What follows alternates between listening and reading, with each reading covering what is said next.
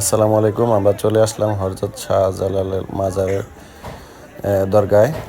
এখানে আমরা হঠাৎ করে প্রোগ্রাম করে রাতে চলে আসছি। এখন আস্তে আস্তে সকাল ৮টা হয়ে গেছে। চলে আসলাম এইখানে।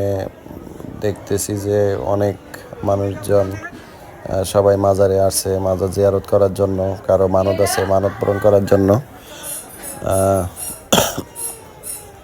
আমি এই প্রথম আসলাম সিলেটে শাহজালাল রাদিয়াল্লাহুর মাজারে।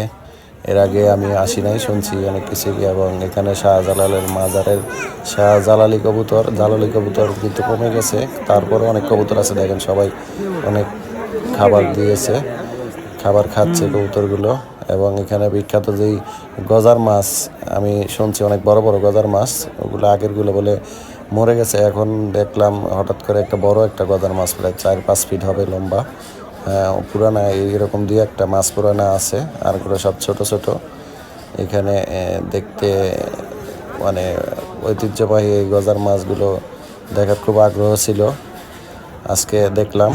আর তারপরে আমরা চলে গেলাম এখানে যারা মানত করে, এই যে বড় বড় দেখেন আগের পুরোনো আমলের 100-200 বছর, 200-300 বছর আগের এই যে পাতিলগুলোর মধ্যে মানত করে টাকা দেয় সবাই। আর এখানে দেখেন মানতের এই যে ছাগল, খাসি দিয়েছে সবাই। এখানেই আপনারা কাটা কোটা বাছা করে এখানে আপনারা রান্না করে খাওয়াতে পারবেন মানতের সবাইকে, এই মাজারে সবাইকে খাওয়াতে পারবেন। এখানে ওইরকম প্রসেস করা আছে, সবাই হেল্প করে, অনেক ভালোই। দেখেন পাতিল টাতিল এগুলোর কোনো ঝামেলা নেই। খাসি এখানে কিনে নিয়েও আপনারা মানতের এখানে দিতে পারেন। আর আপনার মাজারে ওঠার সময় এখানে জুতা বা কোনো পার্সের সামনে জমা রাখতে পারবেন, টোকেন হিসাবে 10 টাকা করে রাখে, এটা ভালো জিনিস। এবং অবশেষে আমরা এই যে মাজারে উঠে গেলাম, কিন্তু মাজারে কিন্তু ভিডিও অ্যালাউ না।